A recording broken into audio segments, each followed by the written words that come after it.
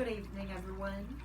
I'm Riley King, and welcome to the Riley King Newscast, right here on the Riley King Network. It is Wednesday, September 9th, 2020.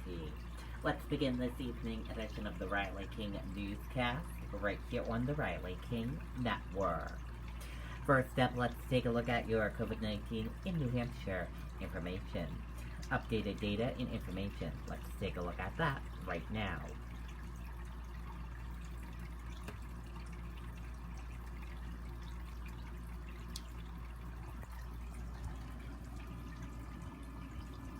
And here is a look at that information for all of you right now. There are 7,494 number of people in New Hampshire have tested positive for COVID-19. 6,314,282 number of people in the United States who have tested positive.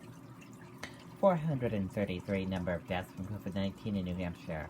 718 number of people who have been hospitalized with COVID-19 in New Hampshire. And 400 number of deaths from COVID-19 in the United States. And let's take a look at this current map of New Hampshire where current cases of COVID-19 are. Manchester, 39. Let's take a look at this map of New Hampshire where total cases of COVID-19 are. Manchester, 1952. And let's take a look at this chart here in New Hampshire. In the first chart, new cases each day in New Hampshire. In the purple, daily new positive COVID-19 cases. In the orange, new hospitalizations. And in the red are the deaths. And let's take a look at this chart here. In the purple, total current COVID-19 cases. And in the orange, current hospitalizations. And let's take a look at this chart here. Total cases in the purple, total positive COVID-19 cases. In the orange, total hospitalizations. Red, deaths, and blue recovered. And now let's take a look at this chart here. Age group of cases, female and male of cases, and risk information. Let's take a look at this chart here. Infections, hospitalizations, and deaths. Let's take a look at this chart here. Deaths, percent of New Hampshire population, race/ethnicity of cases, and hospitalizations. New common symptoms: fever, lack of smell, cough, difficult breathing, chills, nausea, vomiting, and diarrhea. How it spreads, and prevention tips. And be sure to stay with the Riley King Network for the latest of your COVID-19 information. Phelps wins Democrat nomination for governor, will face Sununu in November. Zelensky urges supporters to get behind Phelps. Let's take a listen to that video from WR News 9, Ray Brewer.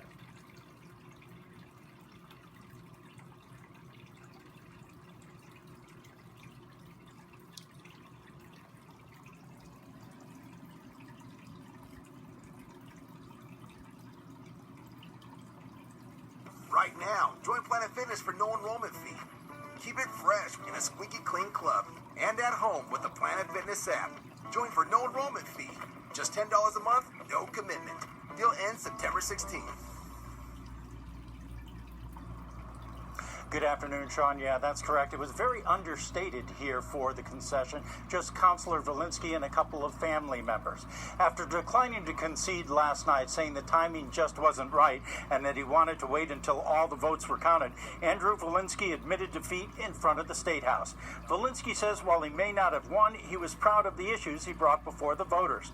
In particular, the fact that he refused to take the no broad-based tax pledge, saying that is now a dead issue for future elections. He also said that his stand on no pipeline sounds a similar death knell for the fossil fuel-based economy, saying the time's come to move forward to renewable resources. Asked why he lost the race, Walensky said the reason was simple. We got outspent 2-1 for the insiders to achieve a 2,000 vote margin. I'll let people draw their own conclusions. Gubernatorial nominee Dan Feltus has released a statement thanking Volinsky for focusing on the critical issues facing the state, adding that the state owes Andrew a debt of gratitude for his years of service. Volinsky also promised to work with Feltus, saying the most important thing is to defeat Sununu in November. As what's next for himself, Volinsky says he and the family are going to take some time off, go visit the grandkids in Denver, adding that he's looking forward to the snow. Reporting live in Concord, Ray Brewer, WMUR News Now.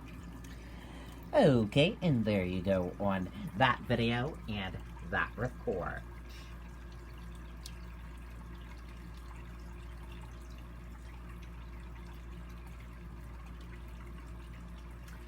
Woman arrested in Campton following crash with occupied school bus. No injuries reported following crash. Take a look at these photos right here. This is photos from the crash scene, as you can see.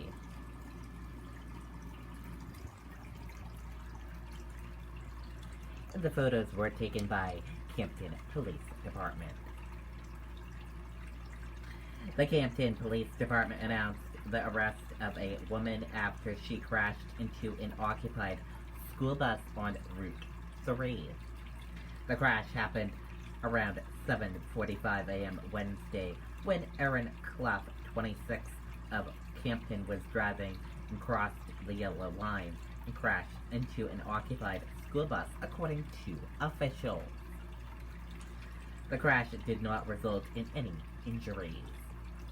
Following an investigation, Clough was arrested and charged with driving under the influence, possession of heroin, quantity, and possession of methamphetamine, possession of burfonine, and possession of heroin quantity with intent to distribute. At the time of the crash, Clough had been released on bail from the Grafton County Superior Court on pending charges of possession of heroin, quantity, and methamphetamine with intent to distribute. The Campton Police Department was assisted on scene by State Police and Grafton County Sheriff's Office and the Campton Thornton Fire Department. Newport Police seek public help to find motorcyclist, his grandson. Pair last seen going for a ride Monday afternoon, police say. Let's take a listen to that video from WMUR News 9, Kristen Carosa.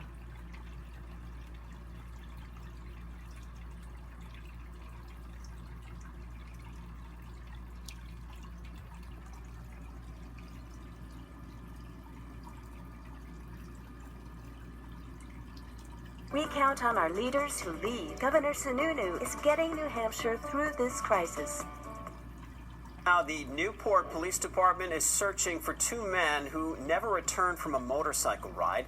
69-year-old Jerry Proper and his grandson, 22-year-old Cody Pillsbury, are believed to have left the Newport area just after 2 Monday afternoon on a red 2001 Honda Trike with New Hampshire plates. Proper often travels through western New Hampshire and the Lakes region on his motorcycle. If you have any information about where they might be, please contact Newport Police at 863-3232. Okay, and there you go on that video and that report.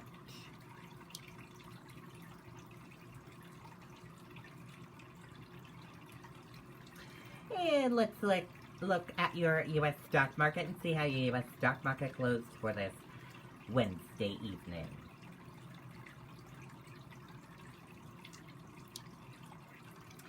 And here's a look at that U.S. stock market for all of you for this Wednesday evening. Your Dow Jones Industrial Average closed in the green, went up. Your NASDAQ closed in the green, went up. S&P 500 closed in the green, went up. Gold closed in the green, went up. Oil closed in the green, went up. U.S. 10-year closed flat. Euro/USD closed flat. And VIX closed in the red and went down.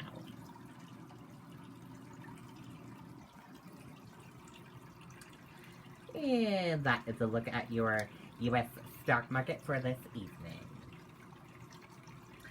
Dow surges more than 400 points as tech shares best day since April sparks a market-wide rally. Stocks ripped higher on Wednesday as tech shares posted their best days in about 4 months, clawing back some of the steep losses that knocked the S&P 500 and Nasdaq Composite back below their record highs. New shark sightings off Cape Cod. Experts warn of active fall. Let's take a listen to that video from ABC News.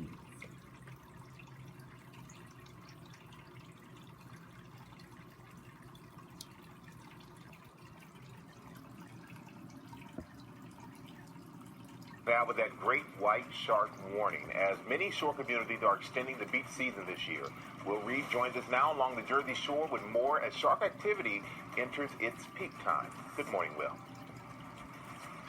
Good morning, Michael. As we take a drone's eye view over Seabright, New Jersey, this beach, along with many others, will be staying open through the end of September. That should give a boost to local businesses, but shark dangers will extend along with beach season.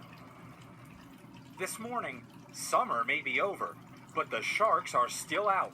Over Labor Day weekend, this great white spotted less than 10 feet from the shoreline in Cape Cod. Its massive dorsal fin gliding above the waterline. Timms and Mackenzie captured these images of the shark. Come back!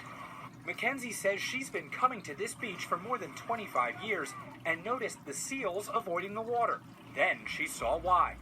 About 2 hours later, we saw the fin.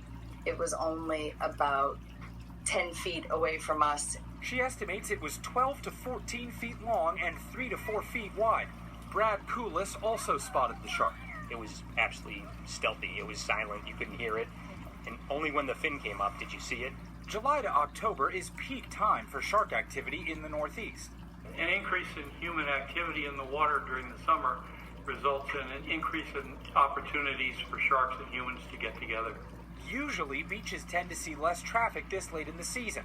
But with COVID-19 delaying the start of the season and more people working from home, this year might be different. Some beaches extending their seasons, like those along the Jersey Shore and parts of New York. Multiple shark sightings were reported on Long Island earlier this summer. Lifeguards have been on high alert following shark attacks like one off the coast of Maine. 63-year-old Julie D'Imperio Hollowalk was killed during the incident. She was wearing a wetsuit, and experts say the shark may have mistaken her for a seal. And in Australia earlier this year, this surfer fought off a shark with his bare hands and his board. Massive shark sitting there right in front of me, like 1 foot away, just staring at me. Phil Mummert was out surfing when a 16-foot shark chomped through his board and part of his leg, knocking him into the water.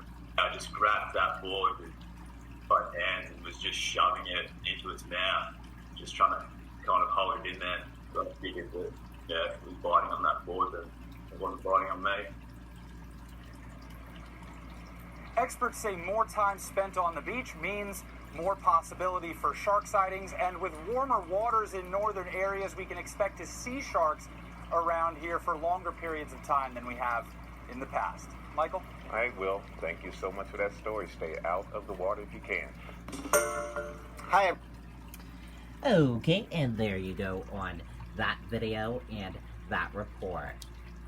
And that does it for this evening edition of the Riley King Newscast, right here on the Riley King Network. Thank you for watching this evening edition of the Riley King Newscast. Have a great rest of your evening. I'll have a news report coming up in a little bit. Good night and bye, everyone.